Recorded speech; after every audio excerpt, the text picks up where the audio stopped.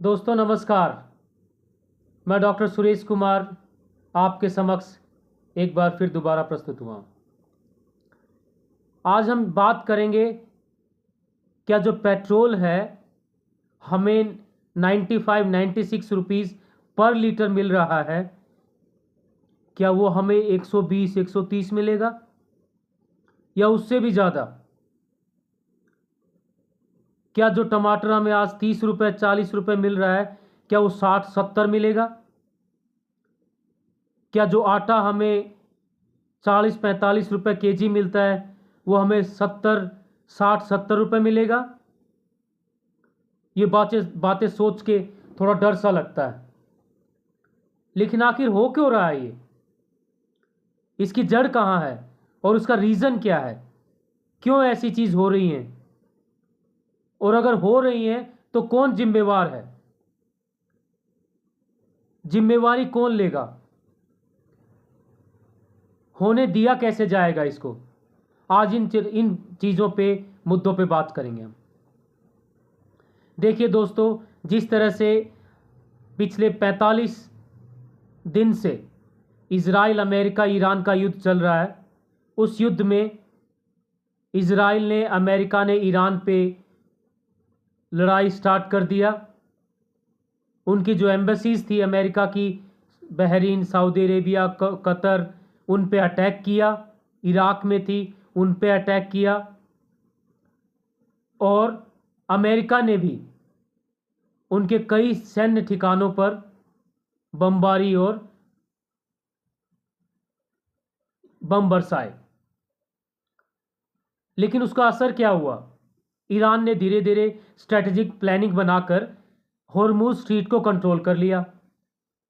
जो trade crude oil आ रहा था वहाँ पर, जो crude oil China, India, Korea और एशियन कंट्रीज़ और इवन अमेरिका में जा रहा था, वो रोक दिया गया।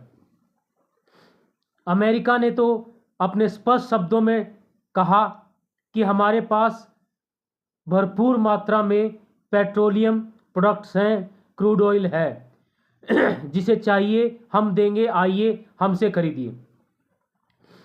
और उसने अपना वेनेजुएला की जो ऑयल है वहाँ से भी वो ऑयल ले रहा है और सबको कहा कि वहाँ से ऑयल ले लीजिए।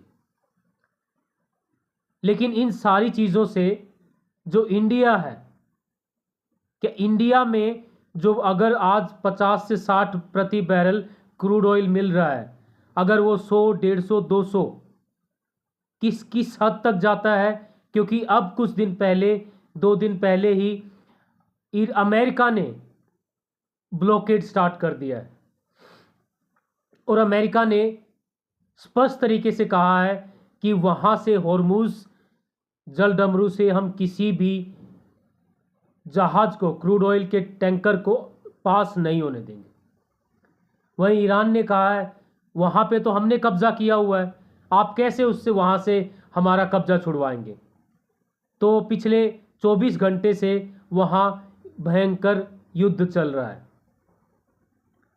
युद्ध इस तरह से चल रहा है कि ईरान वहाँ से पहले से ऑक्यूपाइड है, फिर अमेरिकन जो फाइटर जेट्स हैं, प्लेन्स हैं, वॉरशिप्स हैं, वो उस तरफ बढ़ रहे हैं। लेकिन दोनों युद्ध कर रहे हैं, लेकिन उसका नतीजा तो सारी दुनिया पे असर डाल रहा है। हम इराक से, सऊदी अरेबिया से, यूएई से क्रूड ऑयल एक्सपोर्ट करते थे। सीएनजी जो गैस है, जो पीएनजी है, वो गैस इंपोर्ट करते थे। अब अगर वो बंद होता है रास्ता, तो हम पे तो डायरेक्ट इम्पैक्ट आएगा। अगर crude oil gas supply limit होती है, तो जो हमारी फैक्ट्रीज़ हैं, जो हमारी इंडस्ट्रीज़ हैं, जिसमें फर्टिलाइज़र्स आते हैं, मेडिसिन्स आती हैं, और इंडस्ट्रीज़ आती हैं, होटल उद्योग आता है, इन सारी इंडस्ट्री उद्योग धंधों पे असर पड़ेगा। अगर उन पे असर पड़ता है तो फर्टिलाइज़र्स और ये सारी चीज़ें महंगी होती हैं, तो एग्रीकल्चरल जो कॉस्ट है वो बढ़ेगी। और अगर कॉस्ट ज़्यादा आएगी तो जो मार्केट में अवेलेबल चीज़ें हैं वो महंगी होंगी। तो कितनी महंगी होंगी? जैसे मैंने पहले ही सवाल उठाया, क्या जो पेट्रोल आज हमें दिल्ली में 96 रुपीज़ पर लीटर मिल रहा है, वो 110, 120, 130 जाएगा क्या? जो आटा आज 40 से 45 रुपए मिल रहा है, क्या वो 50, 60, 70 इतना जाएगा या कितना जाएगा? और अगर जाएगा तो हमारे पास इंडिया ने किस तरह का बंदोबस्त किया है इसे काबू में करने के लिए? कई चीज़ें यहाँ दिल्ली में नज़र आ रही हैं, बाकी जगह में नज़र आ रही हैं कि जो गैस है, आज के दिन हमारे पास पर्याप्त मात्रा में गैस है, बट उसके बावजूद भी कुछ एजेंसीज स्टोर कर रहे हैं उसे। हाइप क्रिएट किया जा रहा है कि नहीं मिल रहा है और मिलना मुश्किल है। बट जिस तरह से वो ब्लैक मार्केटिंग हो रही है वहाँ से, तो कुछ तो प्राइसेस पे असर पड़ेगा। दूसरा, खुद सरकार ने 60 रुपीज़ बढ़ा दिया।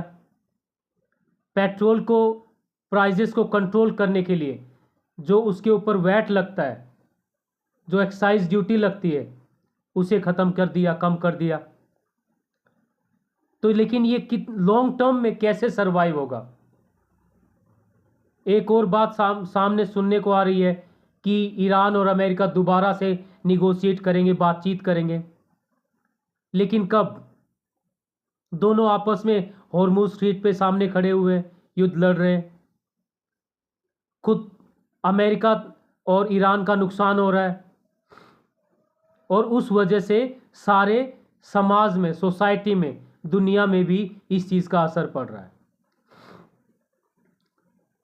यहाँ पे इंडिया, चाइना, रसिया, यूरोपियन कंट्रीज, इन सभी देशों का बहुत इंपॉर्टेंट रोल आता है कि वो इस चीज़ में इन्वॉल्व होते हुए, ना कि वार में इन्वॉल्व होते हुए, बट निगोशिएशंस, डिप्लोमेटिक चैनल्स, उसके थ्रू बातचीत करते हुए इस युद्ध विराम करवाना चाहिए। क्योंकि जैसे मैंने पहले भी कई बार बात कही है कि हर लड़ाई, हर युद्ध का अंत बातचीत और टेबल पे बैठने से ही होता है, और वो अंत में हमें करनी होगी। तो अगर जितना जल्दी हम उस चीज़ की तरफ बढ़ते हैं तो वो हमारे लिए, और जो स्वयं अमेरिका, ईरान, इजराइल और जो मिडल ईस्ट जिसमें पिस रहा है, वो इससे बाहर निकल सकता है। दोस्तों, हम ये तो नहीं कहते कि हर चीज़ देश में, राज्य में, सरकार के हाथ में होती है, परंतु सही वक्त पर चीज़ों को सही तरीके से एनालाइज करके जो आम आदमी है, जो गरीब लोग हैं, जिनकी ज़रूरतें एक सिलेंडर से पूरी होती हैं, जिनकी ज़रूरतें आटा, राशन, पानी, सब्जी से पूरी होती हैं, अगर उनका बजट बढ़ता है और जिस तरह से प्राइवेट सेक्टर में कोई ग्रोथ नहीं हो रही है सैलरी वाइज, तो अगर वो नहीं होता है तो वो सीधा आम लोगों पे असर डालेगा।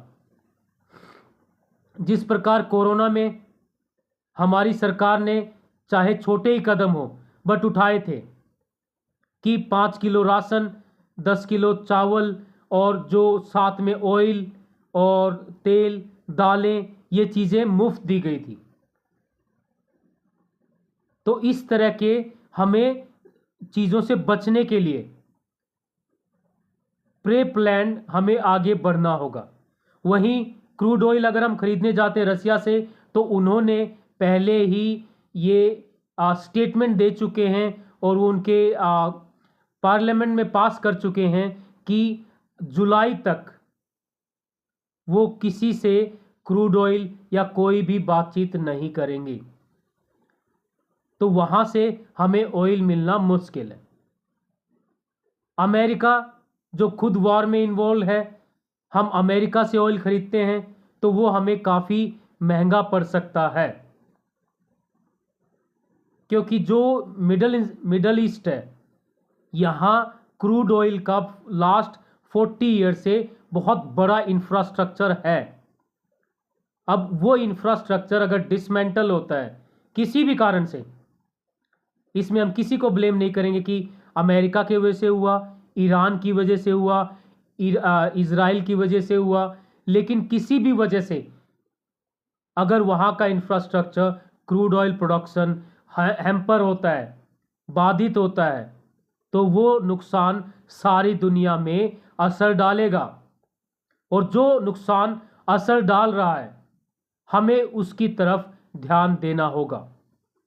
दूसरा, हमें अल्टरनेटिव सोर्स ऑफ एनर्जीज पे भी फोकस करना पड़ेगा, जिसमें विंड एनर्जी आती है, सोलर एनर्जी आती है, न्यूक्लियर एनर्जी आती है, जो कि क्लीन फ्यूल एनर्जीज है।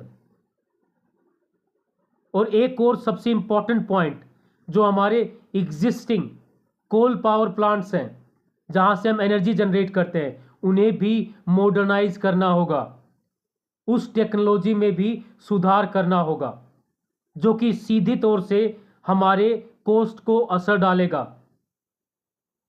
पॉल्यूशन जो है उसे कंट्रोल में लाएगा। मैं अपनी राय रखते हुए हमारे देश से इतनी ही गुजारिश करना चाहूँगा कि हमें लॉन्ग टर्म स्ट्रेटेजिक प्लानिंग बनानी चाहिए, और एनर्जी सेक्टर में तो हमें सेल्फ डिपेंडेंट होना पड़ेगा, चाहे वो सोलर एनर्जी के थ्रू हो, चाहे वो विंड एनर्जी के थ्रू हो, चाहे अल्टरनेटिव सोर्सेज के थ्रू हो, या टेक्नोलॉजी इंट्रोडक्शन के थ्रू हो। दोस्तों नमस्कार, एक नए विषय के साथ आपसे फिर बातचीत होगी। धन्यवाद।